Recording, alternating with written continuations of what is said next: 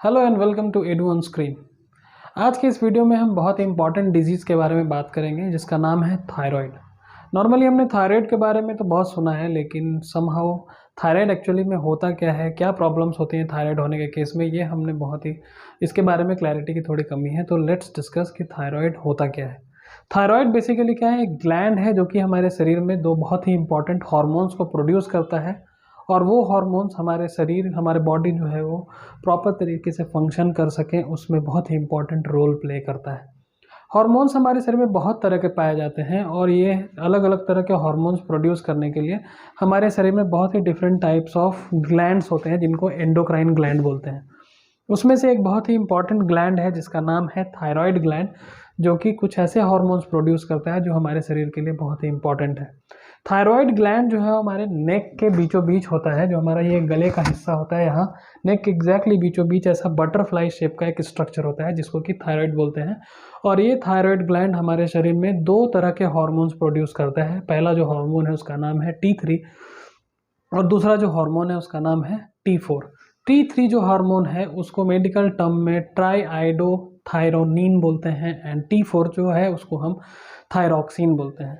अब ये दोनों हार्मोन जो है वो मिलकर के हमारे बॉडी में क्या फंक्शन परफॉर्म करता है उसके बारे में देखते हैं। तो ये दोनों हार्मोन्स मिल करके हमारे बॉडी का जो टेम्परेचर है उसको रेगुलेट करता है। ये कंटिन्यूस हमारे बॉडी के टेम्परेचर को रेगुलेट करता रहता है। दूसरा, ये हमारे हार्ट रेट को कंट्रोल करता है, मतलब हमारा हार्ट बीट जो है वो प्रॉपर रेट से फंक्शन करे, उसको कंट्रोल करने में यही दोनों हार्मोन्स टास्क परफॉर्म करते हैं। तीसरा जो है that is it controls our metabolism. Metabolism का मतलब होता है कि जो भी हम डे टू डे में फूड खाते हैं, रोटी खा रहे हैं, फ्रूट्स खा रहे हैं, इन सब को खाने से क्या है, हमारे शरीर को न्यूट्रिएंट्स मिलते हैं, और ये जो फूड मटेरियल है इसमें से हमारा शरीर न्यूट्रिएंट्स को एक्सट्रैक्ट करता है। जो भी हम खाना खा रहे हैं उसके अंदर प्रोटीन है, कार्बोहाइड्रेट है, मिनरल्स है, विटामिन्स है, तो हमारा शरीर वो सारे विटामिन, मिनरल्स, प्रोटीन, कार्बोहाइड्रेट इन सब को एक्सट्रैक्ट करता है फूड में से, और उसको एनर्जी के फॉर्म में कन्वर्ट कर देता है। अब ये एनर्जी के फॉर्म में कन्वर्ट करने के बाद क्या होता है कि हमारे शरीर के जो डिफरेंट ऑर्गन्स हैं, डिफरेंट सेल्स है, हर सेल को प्रॉपर वे में फंक्शन करने के लिए एनर्जी की ज़रूरत होती है, और ये एनर्जी का जो प्रॉपर डिस्ट्रीब्यूशन है, जिस भी सेल्स को जितना एनर्जी रिक्वायर्ड है, जिस भी ऑर्गन को जितना एनर्जी रिक्वायर्ड है, वो प्रॉपर अमाउंट ऑफ एनर्जी का ट्रांसपोर्टेशन हमारे डिफरेंट सेल्स और ऑर्गन तक हो सके। तो ये जो ट्रांसपोर्टेशन मैकेनिज्म है इसको ही हम मेटाबॉलिज्म बोलते हैं। तो ये जो ट्रांसपोर्टेशन मैकेनिज्म है इसको रेगुलेट करना, इसको कंट्रोल करने का काम जो है वो थायराइड करता है। जैसे फॉर एग्जांपल आप समझो कि आपके क्लास में जो मॉनिटर होता है, मॉनिटर को रोल दिया जाता है कि क्लास में सारे बच्चों को डिसिप्लिन में रखना है। उसी तरह से थायराइड जो है हमारे बॉडी का मॉनिटर है, जो कि दो ऐसे हार्मोन्स को प्रोड्यूस करता है जो हमारे बॉडी के तीन मेन फंक्शंस, जो कि बॉडी टेम्परेचर को मेंटेन करना, हार्ट रेट को मेंटेन करना, और हमारा जो मेटाबॉलिज्म है उसको कंट्रोल करना। ये तीन बहुत ही इंपॉर्टेंट फंक्शन है जिसके ऊपर हमारा शरीर सही तरीके से काम करे, वो पूरा डिपेंड करता है। तो ये तीन जो मेन इंपॉर्टेंट फंक्शन है उसको कंट्रोल करने का काम ये दोनों हार्मोन्स करते हैं, और ये हार्मोन्स जो है वो हमारे शरीर में जो ग्लैंड होता है वो है थायराइड ग्लैंड, जो कि प्रोड्यूस करता है।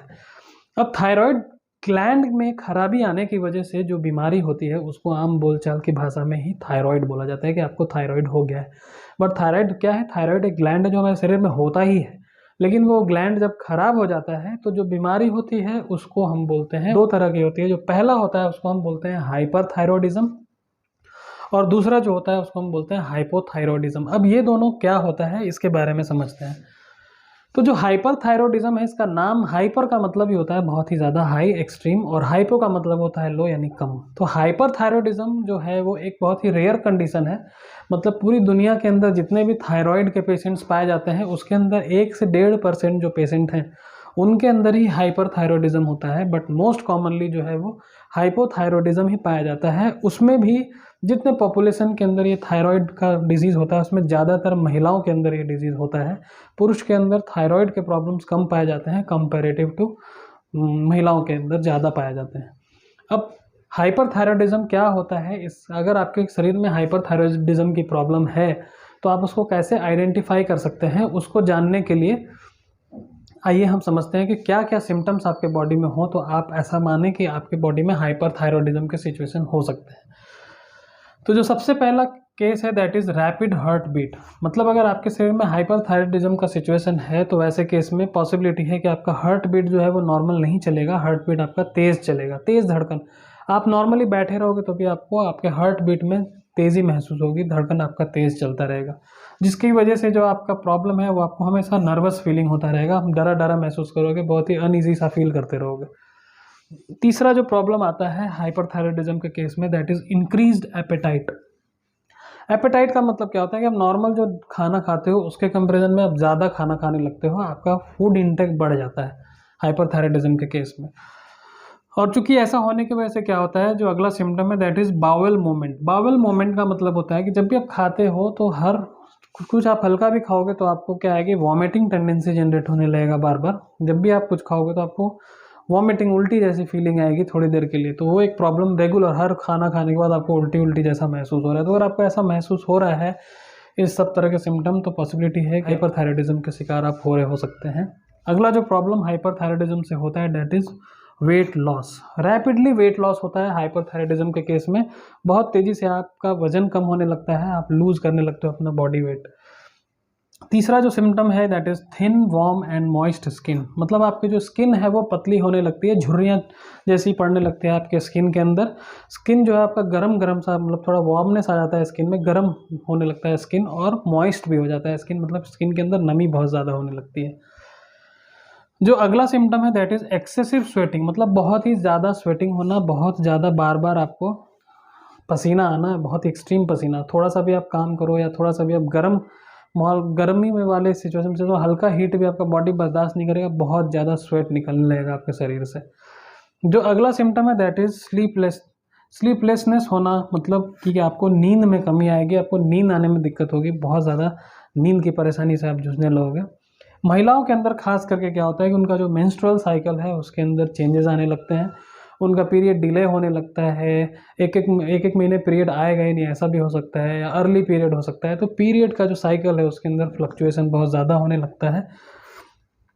अगला जो प्रॉब्लम होता है हाइपरथायराइडिज्म के केस में that is swelling of neck. यानी आपका जो गला है, क्योंकि आपका थायराइड ग्लैंड खराब हुआ है तो इसके अंदर अगर इन्फेक्शन होगा तो ये फूलेगा, और फूलने की वजह से क्या होगा कि आपका जो गले का एरिया है उसको भी फुला देगा। तो आप देखोगे बहुत सारे लोगों के अंदर गला पूरा बाहर आ जाता है। बहुत सारे जो थायराइड के पेशेंट्स होते हैं उनको, जिनको कि हिंदी में घेंगा होना भी बोलते हैं, तो ये घेंगा होना इस थायराइड का ही एक फॉर्म है। तो गले में सूजन आना भी एक प्रॉब्लम है। अगला जो प्रॉब्लम इसके केस में होता है दैट इज़ हेयर लॉस। यानी बाल झड़ने लगते हैं आपके सर से बहुत ज़्यादा। एंड मसल वीकनेस, मतलब आपके जो मांसपेशियां हैं वो ढीली पड़ने लगती है, उसके अंदर स्ट्रेंथ कम हो जाता है, वीकनेस आने लगता है, मस्कुलर वीकनेस पूरे बॉडी में आना शुरू हो जाता है। तो ये मोटा मोटी हाइपरथायराइडिज्म का सिम्टम है। अगर ये सारे सिम्टम्स आपके शरीर में आ रहे हैं, तो अगर इसमें से ज़्यादातर सिम्टम आपके शरीर में हैं तो आपको डेफिनेटली आपके डॉक्टर से जाकर के मिलना चाहिए और थायराइड का टेस्ट कराना चाहिए।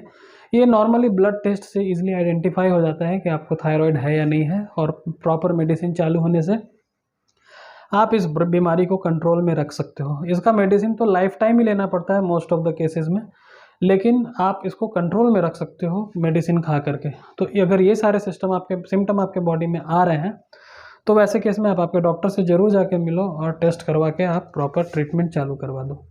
हाँ, अगर ऐसा नहीं है कि इसमें से अगर कोई एक दो सिम्टम आपके शरीर में है तो इसका मतलब हाइपरथायराइडिज्म है। ज़्यादातर सिम्टम अगर इसमें से आपके शरीर में आ रहा है तो पॉसिबिलिटी है कि आपको हाइपरथायराइडिज्म का प्रॉब्लम है। तो वैसे केस में आप एक बार डॉक्टर से कंसल्ट जरूर करो। तो अब जो नेक्स्ट जो थायराइड का जो सिम्टम कंडीशन है, जो नेक्स्ट टाइप ऑफ थायराइडिज्म है दैट इज़ कॉल्ड हाइपोथायराइडिज्म। और ये हाइपोथायराइडिज्म जो है वो सबसे कॉमन फॉर्म ऑफ थायराइडिज्म है। ज़्यादातर लोगों को जिनको थायराइड होता है उनके अंदर ये हाइपोथायराइडिज्म का ही सिचुएशन पाया जाता है।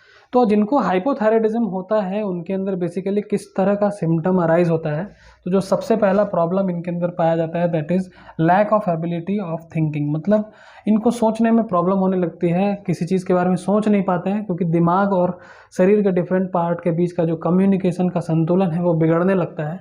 इसकी वजह से इनकी थिंकिंग एबिलिटी कम होने लगती है, और ऐसा होने की वजह से लाजमी है कि उनके अंदर जो डिप्रेशन लेवल है वो उनका बढ़ जाता है। उनको बहुत ही ज़्यादा डिप्रेस्ड महसूस करने लगते हैं, बहुत ही ज़्यादा अपने आप में सैड महसूस करने लगते हैं, अपने आप में हीन भावना से ग्रसित होने जैसा फीलिंग आने लगता है उनके अंदर। तो अगर इस तरह के सिम्टम्स हैं तो पॉसिबिलिटी है कि आप हाइपोथायराइडिज्म के शिकार हो सकते हैं। दूसरा है जो अगला सिम्टम है इसके अंदर, that is thinning of hair of scalp, skin and eyebrows. मतलब आपके सर के जो बाल हैं उनके अंदर थिननेस आने लगता है, पतला होने लगता है। आपके स्किन के ऊपर जो बाल पाए जाते हैं, स्किन के ऊपर जो हेयर्स पाए जाते हैं, वो उनके उनके अंदर भी जो पतला होने लगता है, स्ट्रेंथ कम होने लगती है उनकी। और आईब्रोज, मतलब आँख के ऊपर जो ये आईब्रोज हैं उनके अंदर भी जो है वो भी पतला होने लगते हैं, उनके अंदर भी थिननेस आने लगता है। जो नेक्स्ट प्रॉब्लम है होता है जो कि हाइपोथायराइडिज्म के अंदर आमतौर पे पाया जाता है, that is nerves disorder. Nervous disorder मतलब जो हमारे नर्वस सिस्टम है, नर्वस सिस्टम क्या है, हमारे बॉडी में कम्युनिकेशन सिस्टम के रूप में काम करता है। मतलब हमारे ब्रेन से इंफॉर्मेशन कलेक्ट करता है और हमारे बॉडी के डिफरेंट ऑर्गन तक इंफॉर्मेशन ट्रांसफ़र करता है। सिमिलरली हमारे बॉडी के डिफरेंट ऑर्गन से इंफॉर्मेशन कलेक्ट करता है और ब्रेन तक ट्रांसफ़र करता है। तो वो जो पूरा सिस्टम है इंफॉर्मेशन ट्रांसफॉर्मेशन का, वो सिस्टम जो है वो उसमें अंदर प्रॉब्लम आने लगता है, उसके अंदर डिसऑर्डर होने लगता है, जिसकी वजह से एक्चुअली उसी के वजह से lack of ability of thinking भी होने लगता है। मतलब हम सोचने में हमें प्रॉब्लम होने लगती है, क्योंकि ब्रेन जो है वो हमारे बॉडी के अलग अलग ऑर्गन के साथ सही तरीके से कम्युनिकेट नहीं कर पाता है। और अगला जो सिम्टम अराइज होता है that is yellowing of skin, मतलब हमारा स्किन का पीला पड़ने लगना। तो वो मोस्टली क्या होता है कि हाइपोथायराइडिज्म का जो सिम्टम बहुत ज़्यादा अगर आपके शरीर में हाइपोथायराइडिज्म का डेवलपमेंट होने लगा, तो वैसे केस में आपके शरीर में जो है वो पीलापन आने लगता है। थोड़ा एक्सट्रीम केस में आप जाओगे तब वैसा होगा, तो आप ध्यान रखो अगर ऐसा कुछ हो रहा है, ये सारे सिम्टम के साथ अगर आपको स्किन में येलोनेस आ रहा है, जॉन्डिस जैसा, जो जॉन्डिस के केस में पीला पड़ने लगता है स्किन, उस तरह से पीला होने लगेगा, तो आप पॉसिबिलिटी है कि आप हाइपोथायराइडिज्म के शिकार हो रहे हैं। नॉर्मली क्या होता है फिर, वाइटनेस इन द आइज़। अब क्या होता है कि आपके आँख के अंदर जो है वो वाइटनेस आने लगता है। जो आँख का वाइट वाला एरिया होता है उसके अंदर जो नर्व्स होते हैं उसमें आप देखते हो कि रेडनेस दिखता है। अगर आप एक हेल्दी इंसान को देखोगे तो उसके अंदर, बट अगर आपको अंदर हाइपोथायराइडिज्म डेवलप हो रहा है तो पॉसिबिलिटी है कि आपके जो आँख का जो वाइट वाला लेयर है उसके अंदर वो रेडनेस की कमी आने लगे और थोड़ा वाइट दिखने लगे। जो नेक्स्ट सिम्टम है that is high blood pressure. Blood pressure का लेवल जो है वो हाइपोथायराइडिज्म के केस में बढ़ने लगता है। नॉर्मली हाइपोथायराइडिज्म से के शिकार लोग जो हैं उनके अंदर हाई ब्लड प्रेशर के प्रॉब्लम्स पाए जाते हैं। जो अदर है प्रॉब्लम दैट इज़, चूँकि ब्लड प्रेशर बहुत हाई होने लगा तो वैसे केस में हार्ट अटैक आने के चांसेस भी बढ़ जाते हैं, हार्ट अटैक का रिस्क जो है वो बढ़ जाता है।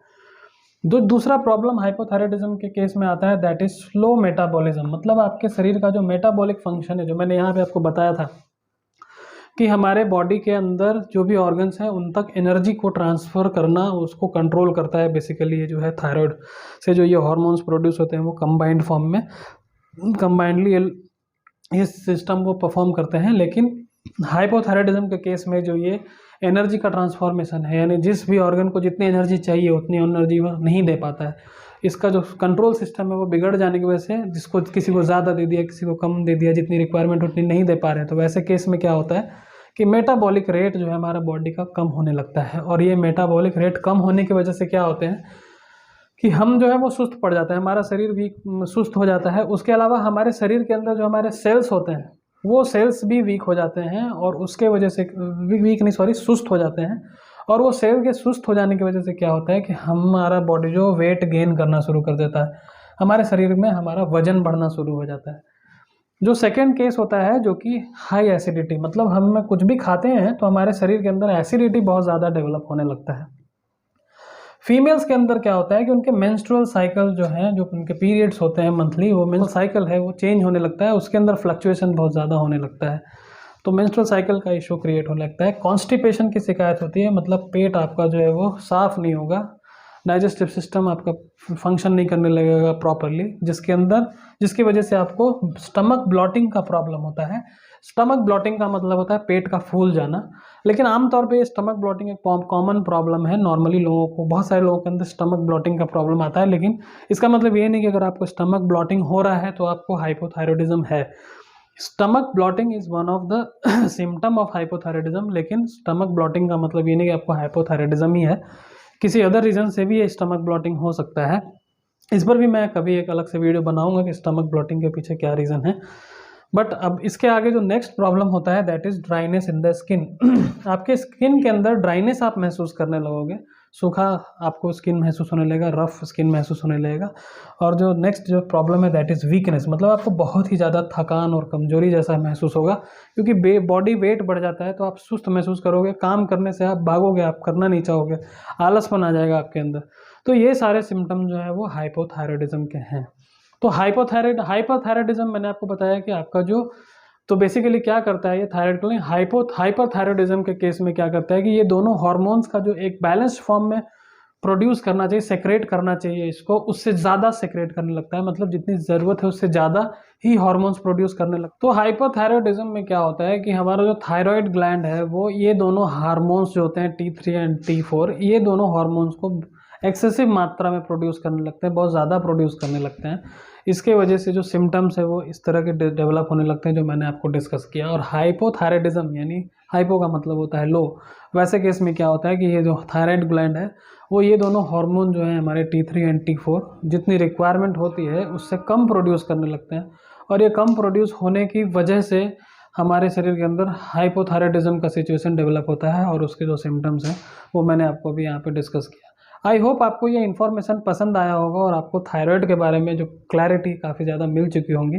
अगर आपको मेरा ये इन्फॉर्मेशन पसंद आया है तो मेरे वीडियो को लाइक कीजिए और मेरे चैनल को सब्सक्राइब कीजिए, और पॉसिबल हो तो वीडियो को ज़्यादा से ज़्यादा लोगों तक शेयर कीजिए ताकि वो भी थायराइड के बारे में जान सकें और मुझे भी मोटिवेशन मिल सके कि मैं ज़्यादा से ज़्यादा ऐसे इन्फॉर्मेटिव वीडियोज़ बना सकूँ। Thank you very much.